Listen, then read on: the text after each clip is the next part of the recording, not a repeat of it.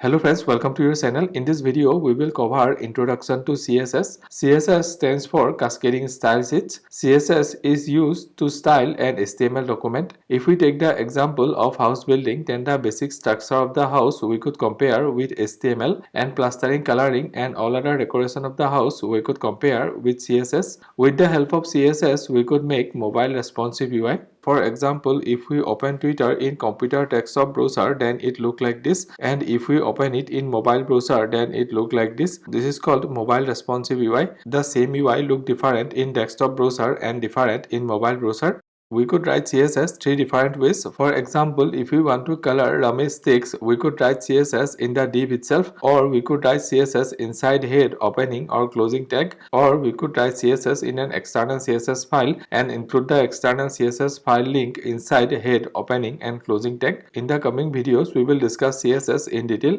Thank you for watching this video. I keep uploading videos like this regularly. To keep watching my videos, please subscribe to the channel and like and comment in the video.